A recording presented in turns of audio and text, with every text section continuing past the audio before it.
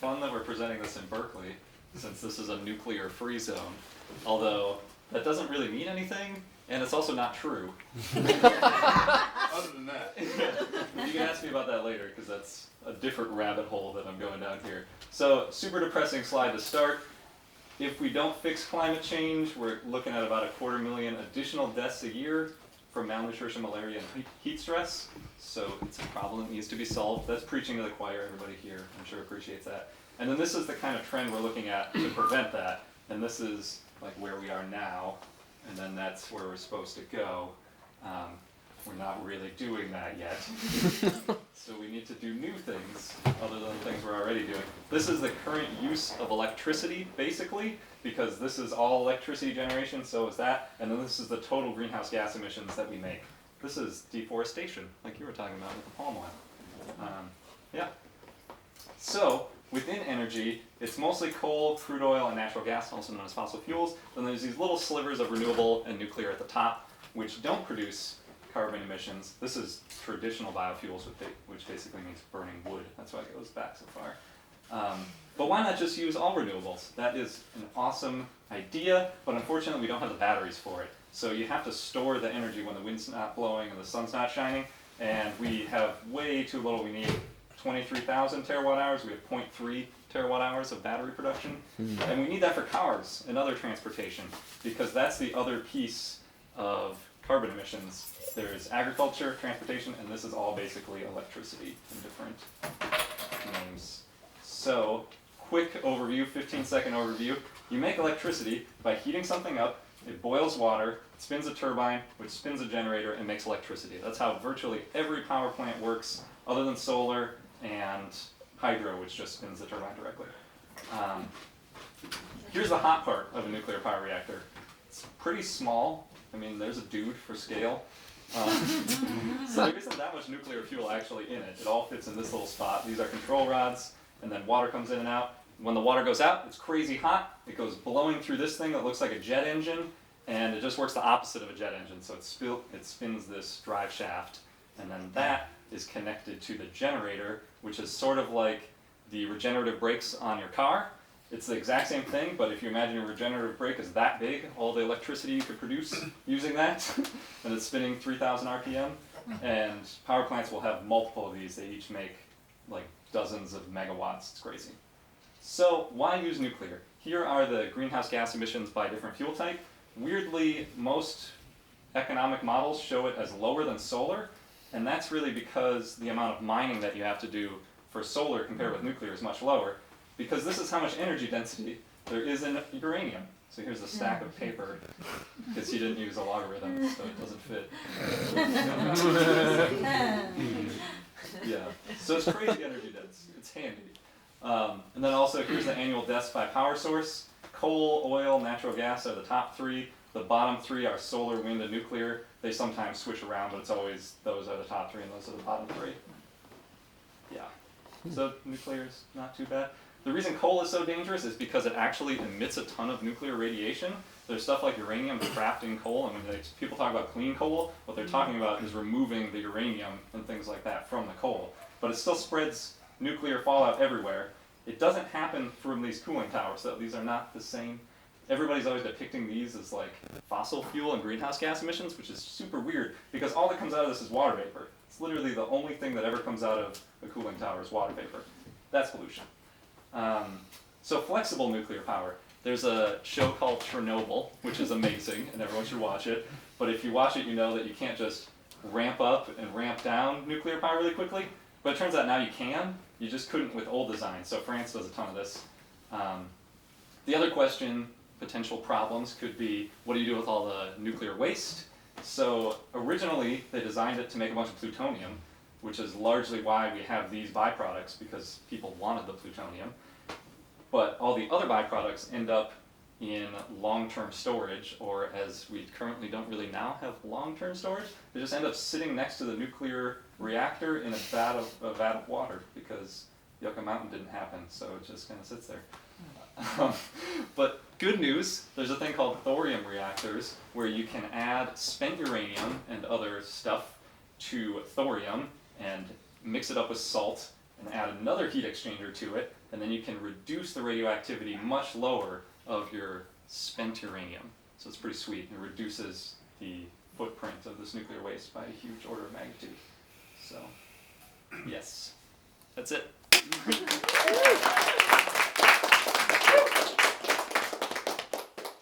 Ask questions. I have so Be many. brutal. So, first question, is this actually being used? There are thorium reactors in production. I think the largest one is 300 megawatts, which is not that big. I don't know what it uses. There's several ways to do it. This one uses salt. That one might just be pure thorium, but they've done stuff like this since the 60s. So they came up with it pretty early, but the government kind of pushed money towards making plutonium for obvious reasons. Mm-hmm. So that's sort of the stream that we have currently. Question number 2. Do you have an idea of why nuclear is so poorly viewed I think it's worldwide, natural and then disasters. and then what what we can do to tackle the political problem, because it does make sense, and we've got the opposite political problem. Like in France, for example, we have a lot of nuclear facilities, but they're all old because we're blocking the construction of new ones. So we're just creating more risk. Yeah, that's Are we even like the making them worst here? option. Are we even making them? Not California. I think there's one or two that they're trying to make in Florida. I don't really. Yeah. That's good. Florida will never flood. They might have gotten What could axed. possibly go wrong? Right. Yeah, Yeah, it's true. good choice. Speaking of global warming, go on. So you're dancing around plutonium. Why do people like to produce plutonium? Oh, because it makes hydrogen bombs. Bingo! And so what do you do about that little problem? So there's actually a treaty right now between the U.S. and Russia called the kilowatts for kilotons, I think it's called, where you decommission the nuclear bombs and put them into reactors. And last year, I think half of our nuclear power came from that. So you can use plutonium as a fuel in a nuclear reactor. So I think that's about this. So the current solution to the waste byproducts is to just keep them there the same way that I leave my underwear. Very. Let me tell you, it's a problem. Also radioactive.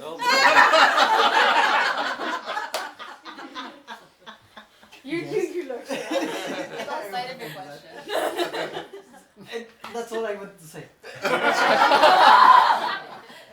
Well, the question is, I know that this has been a problem for decades. Actually, I've actually seen videos on YouTube where it was black and white, where people were saying, well, we should fix this issue, but it's consistently being blocked by different lobby groups to avoid having that in their backyard. Yes. Is there any plan whatsoever right now that could be implemented in the medium term, and how screwed are we if we don't fix that situation? Yeah, so this will be even more controversial. Trump actually just gave a bunch of money to the Department of Energy, I want to say, maybe $200 million to reinvestigate Yucca Mountain. And he did that last year and again this year. I don't know if they're actually doing anything.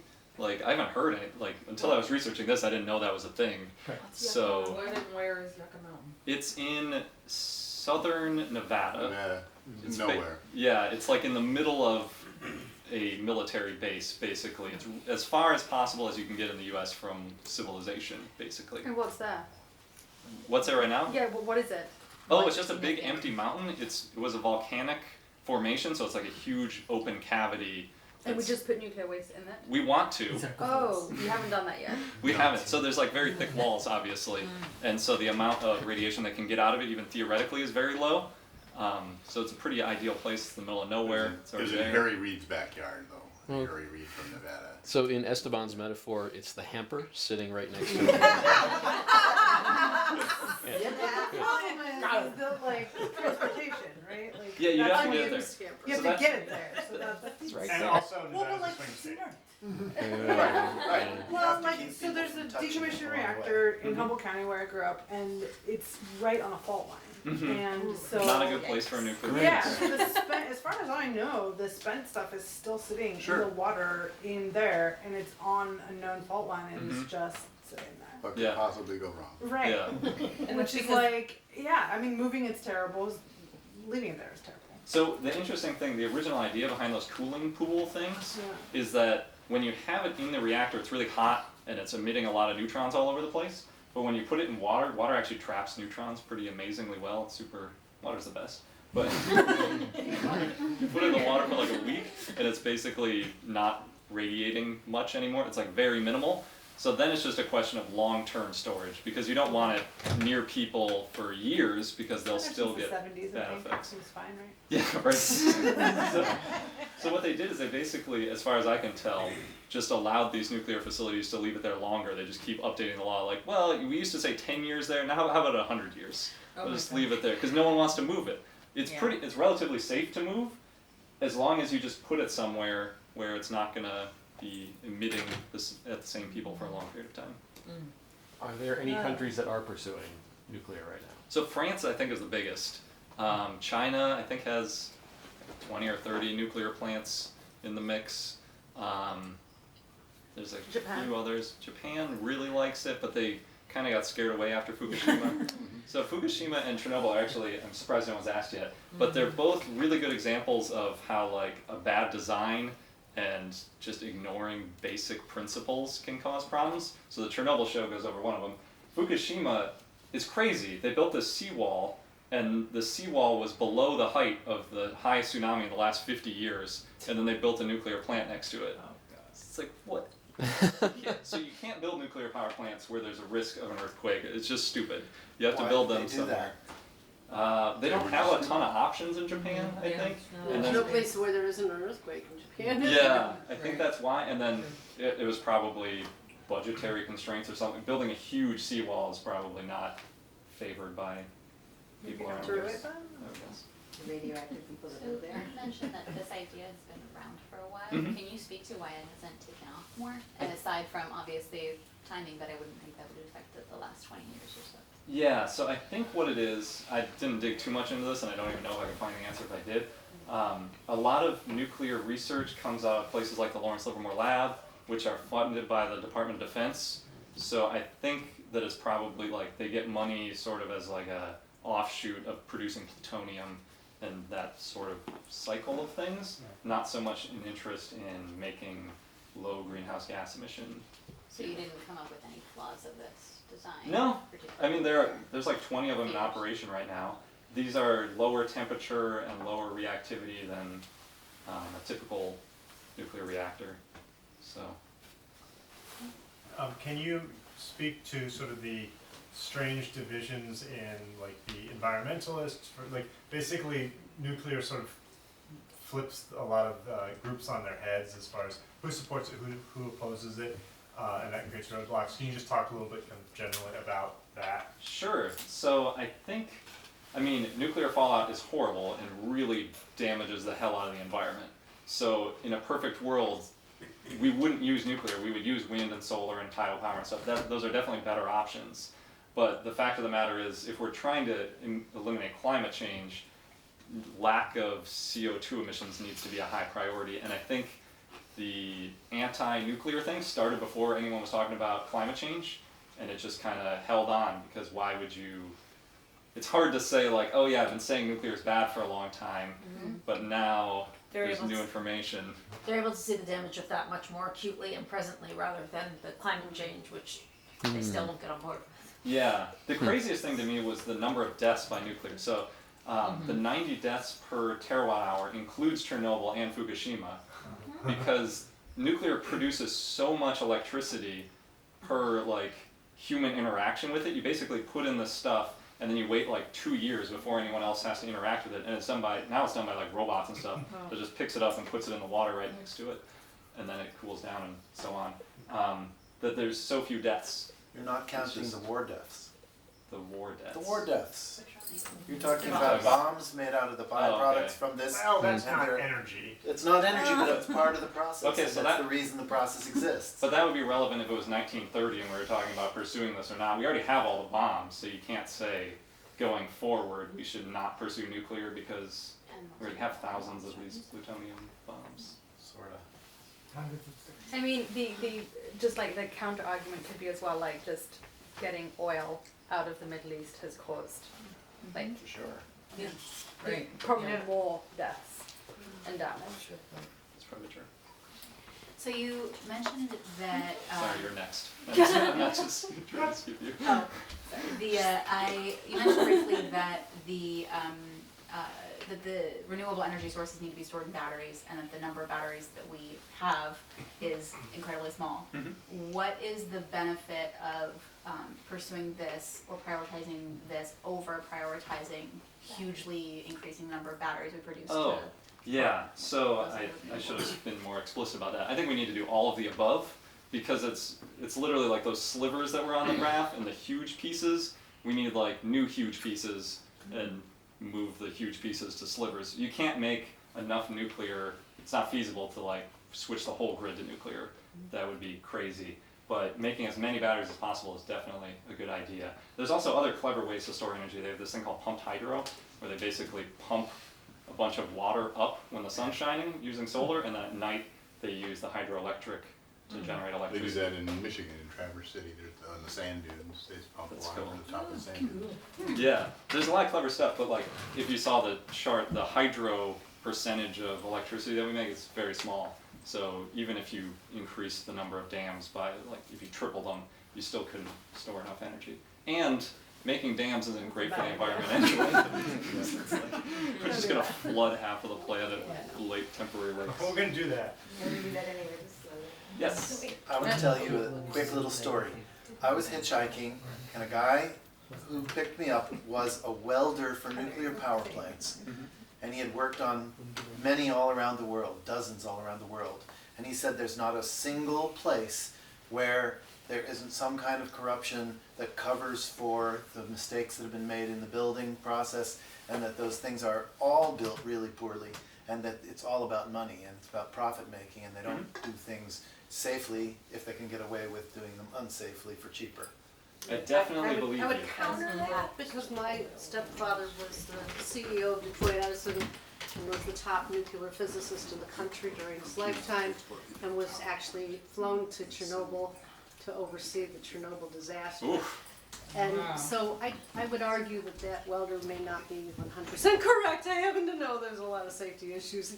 Then there was a moment when the Enrico Fermi power plant nearly melted, and my stepfather was in charge of that process. So they do have glitches, but I think there's partially because of the history of glitches. I think safety is actually Yeah. pretty high on the concern list. I mean, we've had nuclear power plants in operation since the 60s, actually the late 50s, and like, I'm just doing it based on the math. So we've had 2 disasters that were very bad, they killed a lot of people, but if we don't pursue it, we're gonna kill a lot more people by rapid climate change, so it's more of an argument for We should do the something. economics of it. If you have another energy source, I'm more than Well, we're out of time now. Last one. Okay, well, this actually goes full circle because your hook was actually really great to me because I had passed by those nuclear free zone signs for many years at this point, and you ended with, "It's not true." Oh yeah. So I do want to know that story. So the fun thing about it is Oakland did the same thing. Actually, Davis was the first place to do it, and then a whole bunch of other cities added their Was were this in like the nuclear free. 70s? Yeah, I think Davis was in the 70s. I Berkeley apologize was on in the behalf of 80s. Davis. So in Davis, what they discovered was rail cars are still going to go through with nuclear stuff on it, no matter what. And they are like, okay, well that's just on the rail line, even though that was the original intent to block it. So the same thing happens in Berkeley and all over the place. Oakland put in the same ordinance, and the federal government immediately overturned that and said, you can't do that. There's a national port in Right, Oakland. because of the port. Yeah, so we're going to go through there. The only reason it hasn't happened in Berkeley, they would just overturn it in Berkeley if they needed to, but it doesn't apply to UC Berkeley because UC Berkeley is part of the state, and it doesn't apply to any of the labs that they deal with because they're federal. So anybody who's doing anything with nuclear in Berkeley, it doesn't count against. And then everybody in Berkeley who wants to do other stuff. So for example, Berkeley, I think the city council or somebody wanted to work with, who was it? Like 3M or some chemical company and do some study about like something totally unrelated. And they couldn't because they also had investments in nuclear energy And so they said like, oh no, the city can't work with that company because that company works with nuclear. And that was the one group it applied to. So all of the nuclear stuff is still allowed to happen, but the non-nuclear stuff can't happen. It's super weird. And those signs have been there for 40 years. Yeah. Fascinating. Thank you so